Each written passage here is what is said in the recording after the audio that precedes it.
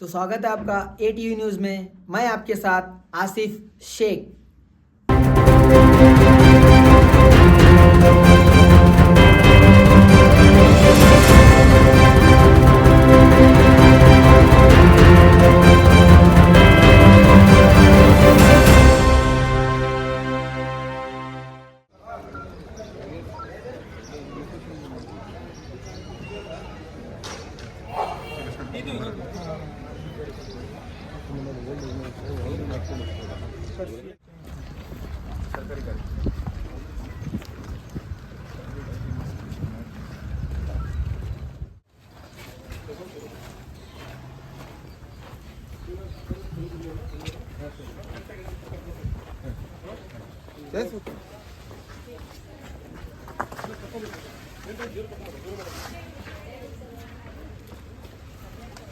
ಇದು ಇಲ್ಲಿಗೆ ಸ್ಟಾಪ್ ಮಾಡಬೇಕಾಗುತ್ತೆ. ಇದು ಡೆಡ್ ಎಂಡ್ ತರ ಆಗುತ್ತೆ.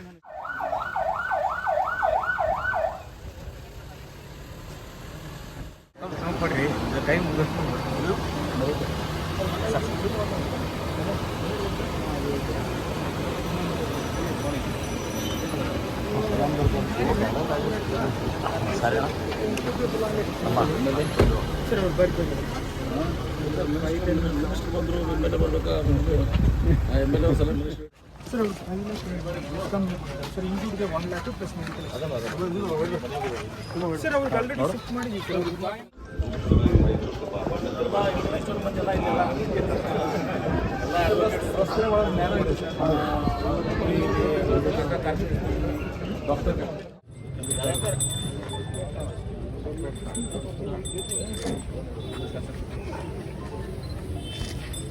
ಸರ್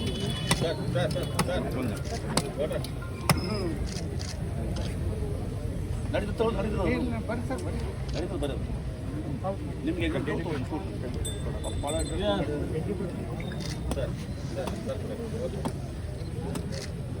ಪಿಕ್ಚರ್ ಮನೆಯಲ್ಲ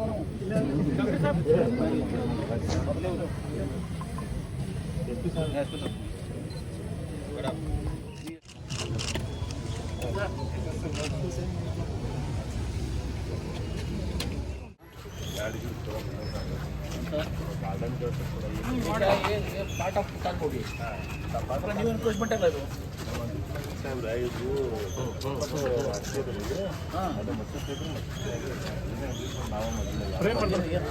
ಸದ್ಯಕ್ಕೆ ಪ್ರೇಯರ್ ಮಾಡೋದು ಸರ್. ಪ್ರೇಯರ್ ಬಿಟ್ಟು ಹೋಗುದು, ಅದರ್ವೈಸ್ ಏನು ಸಾವಿರ ಮಾಡೋದು ಸರ್. ಅಲ್ಲಿ ಸ್ವಲ್ಪ ಕಮರ್ಷಿಯಲ್ ಇತ್ತು ಸರ್. ಅದು ಕಮರ್ಷಿಯಲ್ ತೆಗೀರಿ ಉಲ್ಲಾಸ ತೆಗೆದು ಊರಿನಲ್ಲಿ ಮಾಡಿರಿ. ಆಮೇಲೆ ಇದನ್ನೂ ಅವ್ರು ತಗೋತಿದ್ದಾರೆ ಸರ್. ಇದೆಲ್ಲ ಅವರೇ ತಗೋದು. ಯಾವುದು ಒಂದು 4 ಈ ವಾರದ ತಗೋತಿದ್ದಾರೆ. ಈ ಕೆಲಸ ಸ್ಟಾರ್ಟ್ ಆಗ್ಬಿಟ್ಟು ತಗೋತಿದ್ದಾರೆ.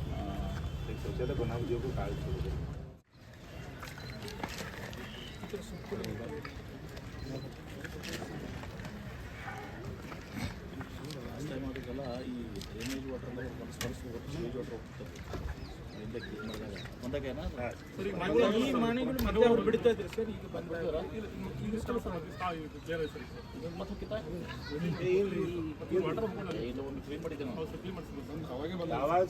ಕ್ಲೀನ್ ಮಾಡಿದ್ದೇನೆ.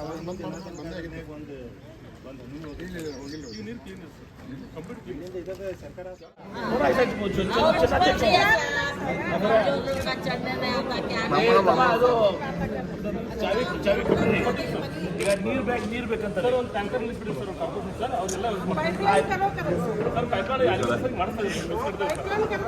अभी टेम्पररी एक करके पाइप में एक करके देता है. सुनो मान एक दो इसमें करता है, अभी एक टैंक करके देता है. पाइपलाइन सबके साथ तुम्हारा भी करेगा. ओके मैं बोल रहा हूँ ना, सुनो चलाना नहीं. चाबी देने के बाद भी बोलते हैं वैसा किया तो प्रॉब्लम है ना. उसको लाएगा, उसको नीचे देने के लिए.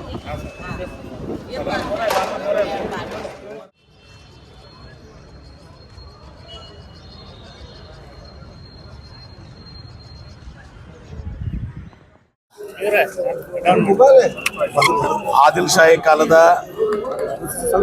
ಪುರಾತನ ತಾಜ್ ಬೌಡಿ ಏನಿದೆ, ಈ ತಾಜ್ ಬೌಡಿಯ ಹಿಂದೆ ಅದನ್ನ ನಾವು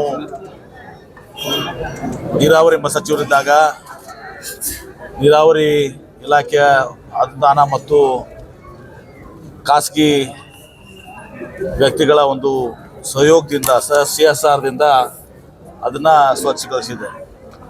ಆದ ಸಂದರ್ಭದಲ್ಲಿ ಇನ್ನು ನಾವು ಇದನ್ನು ಇಲ್ಲಿರುವಂಥ ಸುತ್ತಮುತ್ತಲಿರುವಂಥ ಎಲ್ಲ ಏನು ಅತಿಕ್ರಮಣಗಳಿದ್ದಾವೆ, ಎನ್ಕ್ರೋಚ್ಮೆಂಟ್ಗಳಿದ್ದಾವೆ, ಅದನ್ನು ತೆಗಿಲಿಕ್ಕೆ ನಾವು ಪ್ರಯತ್ನ ಮಾಡಿರಲಿಲ್ಲ.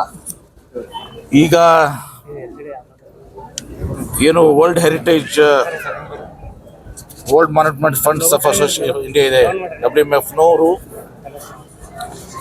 ಮತ್ತು TCSನವರು, ಟಾಟಾ ಕನ್ಸಲ್ಟೆನ್ಸಿ ಸರ್ವಿಸ್ನವರು CSRನಲ್ಲಿ ಈ ಒಂದು ತಾಜ್ ಬಾವಡಿಯನ್ನು ಎಲ್ಲ ಸುತ್ತಮುತ್ತಲಿರುವಂಥ ಎಲ್ಲ ಒಂದು ಏನು ಎನ್ಕ್ರೋಚ್ಮೆಂಟ್ಸನ್ನು ತೆಗೆದು ಅವಕ್ಕೆ ಪರ್ಯಾಯ ವ್ಯವಸ್ಥೆ ಮಾಡಿಕೊಟ್ಮೇಲೆ ಇದನ್ನು ಸಂರಕ್ಷಣೆ ಮಾಡಲಿಕ್ಕೆ, ಬ್ಯೂಟಿಫಿಕೇಶನ್ ಮಾಡಲಿಕ್ಕೆ, ಪುನಶ್ಚೇತನ ಯಾವ ರೀತಿ ಬರೋದಿತ್ತು ಆ ಥರ ಮಾಡಲಿಕ್ಕೆ ಇವತ್ತು ದಿವಸ ಇವತ್ತು ಆ ಕಾಮಗಾರಿಯನ್ನು ಪ್ರಾರಂಭ ಮಾಡ್ತಾ ಇದ್ದೀವಿ. ಇದಷ್ಟೇ ಅಲ್ಲ, ಇವತ್ತು ಒಂದೊಂದಾಗಿ ಈಗ ನಾನು ಬೃಹತ್ ಕೈಗಾರಿಕಾ ಸಚಿವನಾಗಿದ್ದರಿಂದ ಈಗ CSR ಫಂಡ್ ಎಲ್ಲ ಕಂಪನೀಸ್ಗೆ ಇರ್ತದೆ. ಅವರು ತಮ್ಮ ಪ್ರಾಫಿಟ್ಸ್ನಲ್ಲಿ 2% ಅನುದಾನ ಇವತ್ತು ದಿವಸ CSR ಫಂಡ್ಸ್ನಲ್ಲಿ ಕೊಡಲಿಕ್ಕೆ ಅವಕಾಶ ಇದೆ. ಈಗ ನಾನು ಮಮದಾಪುರ ಒಂದು ಫಾರೆಸ್ಟ್ಗೂ ಕೂಡ ನಾವು ಗೋಲ್ಡ್ ಪ್ಲಸ್ ಕಂಪ್ನಿಯಿಂದ ಒಂದು 50 ಲಕ್ಷ ಕೊಡಿಸಿದ್ವಿ. ಇವತ್ತು ನಮ್ಮ ಹಿಂದೂಸ್ತಾನ್ ಕೋಲಾ ಕಂಪನಿಯವರು, ಕೋಕೋ ಕೋಲಾ ಕಂಪನಿಯವರು, ಅವರು ಕೂಡ ಬಂದು ಇವತ್ತು ಅಲ್ಲಿ ಮಮದಾಪುರ ಕೆರೆಯನ್ನು ಒಂದು ಅದು ಆದಿಶಾಹಿ ಐತಿಹಾಸಿಕ ಕೆರೆ, ದೇಶದ ರಾಜ್ಯದಲ್ಲಿರುವಂಥ ದೊಡ್ಡ ಕೆರೆ, ಅದನ್ನು ಕೆರೆ ತುಂಬು ಯೋಜನೆಯಲ್ಲಿ ನೀರು ತುಂಬಿಸಿದ್ದೀವಿ. ಅದನ್ನು ಸೌಂದರ್ಯಗೊಳಿಸಿ ಅದನ್ನೆಲ್ಲನೂ ಕೂಡ ಅಲ್ಲಿನೂ ಕೂಡ ಅದನ್ನು ಪುನಶ್ಚೇತನಗೊಳಿಸಲಿಕ್ಕೆ ಏನೆಲ್ಲ ಮಾಡಬೇಕು ಅದನ್ನು ನಾವು ಅಲ್ಲಿ Hindustan Cola, Tata cocoa Cola ಅವರಿಂದ ಅದನ್ನು ಆ ಕೆಲಸವನ್ನು ಮಾಡ್ತಾ ಇದ್ದೀವಿ. ಈಗ ಆಮೇಲೆ ಕುಮಟಗಿ ಕೆರೆ ಏನಿದೆಯಲ್ಲ, ಆ ಕುಮಟಗಿ ಕೆರೆಯನ್ನು ಕೂಡ ಇವತ್ತು ದಿವಸ ಅದು ಆದಿಲ್ಶಾಹಿಯ ಒಂದು ಸಮರ್ ಪ್ಯಾಲೇಸ್ ಅಂತಾರೆ, ಅಂದರೆ ಬೇಸಿಗೆ ಕಾಲದಲ್ಲಿ ಇವತ್ತು ದಿವಸ ಅದನ್ನು ಇರುವಂಥ ಇದು, ಅದನ್ನು ಕೂಡ ನಾವು ಹಿಂದೆ ಹೂಳು ತೆಗಿಸಿ ಅದನ್ನು ಕೆರೆ ತುಂಬ ಯೋಜನೆ ಅದನ್ನು ಕೂಡ ಕೆರೆ ತುಂಬ ಮಾಡಿದ್ದೀವಿ. ಈಗ ಅದನ್ನೆಲ್ಲನ ಕೂಡ ಅದಿರುವಂಥ ಸುತ್ತಮುತ್ತಲಿರುವಂಥ ಗೌರ್ಮೆಂಟ್ ಲ್ಯಾಂಡ್ಸ್ನಲ್ಲಿ ಅದನ್ನು ನಾವೀಗ ಬ್ಯೂಟಿಫಿಕೇಶನ್ ಮಾಡಿ ಪುನಶ್ಚೇತನ ಮಾಡಿ ಅದು ಕೂಡ ಇವತ್ತು ದಿವಸ ಜನರಿಗೆ, ಯಾಕಂದ್ರೆ ಈಗೇನಾಯಿತು, ಕರಾಡ್ ದಡ್ಡಿ ಒಂದಾಯಿತು. ನಮ್ಮ ಜನರು ಉತ್ತರ ಹೋಗಿ, ನಗರ ಜನರು ರಜೆ ದಿವಸ ಅಥವಾ ಶನಿವಾರ, ರವಿವಾರ ಅಲ್ಲಿ ಹೋಗಿ ಅವರು ಮಕ್ಕಳ ಜೊತೆ, ಕುಟುಂಬ ಜೊತೆ ಹೋಗಿ ಅಲ್ಲಿ ಹೋಗಿ ಒಂದು ಅಲ್ಲಿ ಇದ್ಕೊಂಡು ಟೈಮ್ ಪಾಸ್ ಮಾಡಿ ಅಲ್ಲಿ ಊಟ ಗೀಟ ಮಾಡ್ಕೊಂಡು ಬರಲಿಕ್ಕೆ ಒಂದು ಪಿಕ್ನಿಕ್ ಸ್ಪಾಟ್ ಥರ ಆಗಿದೆ. ಅದೇ ರೀತಿ ಭೂತ್ನಾಳ್ ಕೆರೆ ಇದನ್ನು ಅಭಿವೃದ್ಧಿ ನಾವು ತೊಗೊಂಡಿದ್ವಿ. ಮುಂದೆ ಬೇಗಂ ತಲಾಬ್ನು ಕೂಡ ಮಾಡಿದ್ದೀವಿ. ಈಗ ನಮ್ಮ ಒಂದು ಕುಮಟಗಿ ಕೂಡ ಅದಾದರೆ ವಿಜಯಪುರ ನಗರ ಜನರು ಒಂದು ದಿವಸ ಭಾಳ ಪುಣ್ಯವಂತರು. ಈ ರೀತಿ ಸುತ್ತಮುತ್ತಲು ಶನಿವಾರ ಐತಾರ, ಪ್ರತಿ ಶನಿವಾರ ಐತಾರ ಒಂದು ಜಾಗಕ್ಕೆ ಹೋಗ್ಬೋದು. ಹೀಗಾಗಿ ಅವ್ರಿಗೆ ವಿಹಾರದ ಸ್ಥಳಕ್ಕೆ ಅವರೆಲ್ಲ ಕುಟುಂಬ ಸಮೇತ ಹೋಗ್ಲಿಕ್ಕೆ ಸಾಧ್ಯ ಆಗ್ತದೆ. ಇದನ್ನು ಎಲ್ಲರೂ ಭಾಳ ಸಹಕಾರ ಮಾಡಿದ್ದಾರೆ. ಇಲ್ಲಿಯ ಕಾರ್ಪೊರೇಟರ್ ಆಗಲಿ, ಮೇಯರ್ ಆಗಲಿ ಎಲ್ಲರೂ ಕೂಡ ಸಹಕಾರ ಮಾಡಿ ಜಿಲ್ಲಾಧಿಕಾರಿಗಳ ಒಂದು ನೇತೃತ್ವದಲ್ಲಿ ಈ ಎಲ್ಲರೂ ಕೂಡ ಎನ್ಕ್ರೋಚ್ಮೆಂಟ್ ಅಂತ ತಂದಿದ್ದಾರೆ. ಇದನ್ನು ಬ್ಯೂಟಿಫಿಕೇಶನ್ ಮಾಡಿ ಇಲ್ಲಿ ಯಾವುದೂ ಕೂಡ ಏನು ಸಿವೇಜ್ ವಾಟರು ಮತ್ತು ಇನ್ನಿತರ ಯಾವುದೇ ನೀರಿನ ಒಳಗೆ ಬರಬಾರ್ದು. ಈ ನೀರನ್ನು, ತಾಜ್ ಬಾವಡಿ ನೀರನ್ನು ಮತ್ತು ಇನ್ನಿತರ ಬಾವಿಗಳನ್ನ, ಯಾಕಂದರೆ ಕುಡಿಲಿಕ್ಕೆ ಭಾಳಷ್ಟು ನೀರು ಬೇಕಾಗಂಗಿಲ್ಲ, 3 ಲೀಟರ್ ಬೇಕು ಒಬ್ಬ ಮನುಷ್ಯಗೆ. ಮುಖ್ಯವಾಗಿ ನೀರು ಬೇಕಾಗಿರೋಂಥದ್ದು ಸ್ನಾನ ಮಾಡಲಿಕ್ಕೆ, ಬಟ್ಟೆ ಒಗ್ಯಾಕಲೆ, ಆಮೇಲೆ ನಾವು ಬಾಂಡೆ ತೊಳ್ಯಾಕ, ಪಾತ್ರೆ ತೊಳ್ಯಾಕ, ಆಮೇಲೆ ಮನೆಗಳನ್ನ ಸ್ವಚ್ಛ ಮಾಡಲಿಕ್ಕೆ ಮತ್ತು ಈ ವೆಹಿಕಲ್ಗಳನ್ನ, ಮೋಟರ್ ಸೈಕಲ್ ಇರ್ಬೋದು, ಕಾರ್ಗಳನ್ನ ತೊಳಿಬೇಕು. ಇದಕ್ಕೆ ಜಾಸ್ತಿ ನೀರು ಬೇಕಾಗ್ತದೆ. ಈ ಬಾವಡಿಗಳು ಇಷ್ಟದವಲ್ಲ, ಈಗ ಒಂದು 20-25 ಬಾವಡಿಗಳಿಂದ ನಾವು ನೀರನ್ನು ಅದನ್ನು ಈ ಒಂದು ಇದಕ್ಕೆ ಸ್ನಾನ ಮಾಡೋಕ್ಕೆ, ಬಟ್ಟೆ ಒಗ್ಯೋಕ್ಕೆ, ಇದಕ್ಕೆ ನಾವು ಉಪಯೋಗಿಸಿದ್ರೆ ನಮ್ಮ ಏನು ಕೃಷ್ಣಾ ನದಿಯಿಂದ ನಾವು ಕುಡಿಲಿಕ್ಕೆ ನೀರನ್ನು ತರ್ತೀವಲ್ಲ ಅದರ ಮೇಲೆ ಇವತ್ತು ದಿವಸ ಭಾರ ಕಡಿಮೆ ಆಗ್ತದೆ, ಲೋಡ್ ಕಡಿಮೆ ಆಗ್ತದೆ. ಆ ಒಂದು ಇದನ್ನ KDP ಸಭೆಯಲ್ಲೂ ಕೂಡ ಹೇಳಿದ್ದೆ. ಅದನ್ನು ಈಗ ಈ ಒಂದು ತಾಜ್ ಬಾವಡಿ ಮೂಲಕ ನಾವು ಚಾಲನೆ ಕೊಡ್ತಾ ಇದ್ದೀವಿ. ಇನ್ನಿಷ್ಟು ಬಾವಡಿಗಳು ಏನಿದಾವೋ ಅವೆಲ್ಲವನ್ನು ಕೂಡ ಮಾಡಿ ಇವತ್ತು ದಿವಸ ವಿಜಯಪುರ ನಗರಕ್ಕೆ ಒಂದು ಏನು ಐತಿಹಾಸಿಕ ಇದು ಇದೆ, ಆದಿಲ್ಶಾಹಿ ಕಾಲದ ಹಿಂದಿನ ಸ್ಮಾರಕಗಳನ್ನ ರಕ್ಷಣೆ ಮಾಡೋ ಜೊತೆಗೆ ಇವತ್ತು ಜನರಿಗೆ ಕುಡಿ ನೀರಿಗೆ ನೀರಿನ ಒಂದು ವ್ಯವಸ್ಥೆ ಇವತ್ತು ದಿವಸ ಒಳ್ಳೆ ರೀತಿಯಿಂದ ಆಗಬೇಕು. ಗೋಲ್ ಗುಂಬಜ್ನೂ ನಾನು ಹೇಳಿದ್ದೀನಿ. ನಾನು ಗೋಲ್ ಗುಂಬಜ್ನಲ್ಲಿ ಕೂಡ ಹಿಂದೆ ಅಲ್ಲಿ ಒಳ್ಳೆಯದೊಂದು ಲಾನ್, ಒಂದು ಗ್ರಾಸ್ ಇತ್ತು, ಏನು ಹುಲ್ಲಿತ್ತು, ಒಳ್ಳೆ ರೀತಿ ಹುಲ್ಲಿತ್ತು ಮತ್ತು ಅಲ್ಲಿ ಗುಲಾಬಿ ಹೂಗಳಿತ್ತು. ಅಲ್ಲ ಹಿಂದೆ, ಅವೆಲ್ಲನೂ ಕೂಡ ಮತ್ತೆ ಗತವೈಭವ ವಾಪಸ್ ಬರಬೇಕು.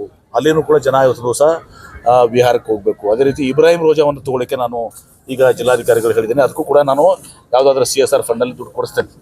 ನಾನು ಒಟ್ಟಾರೆ ನಮ್ಮ ಇಂಡಸ್ಟ್ರಿ ಮಿನಿಸ್ಟರ್ ಇದ್ದಾಗ ಇದು CSR ಫಂಡ್ ಒಂದು ಸ್ವಲ್ಪ ಎಲ್ಲ ಕಡೆ ಸದುಪಯೋಗ ಆಗಿ ಇವತ್ತು ಜಿಲ್ಲೆಗೆ ಎಷ್ಟು ಸಾಕಾಗ್ತದೆ ಅಷ್ಟು ಒಳ್ಳೆಯದನ್ನು ಮಾಡ್ತೀವಿ. ನಗರ ಜನರು ಅಷ್ಟೇ ಅಲ್ಲ, ಇಡೀ ಜಿಲ್ಲೆ ಮಮದಾಪುರಕ್ಕೆ ನಗರಕ್ಕೆ ಸಂಬಂಧ ಬರಲ್ಲ.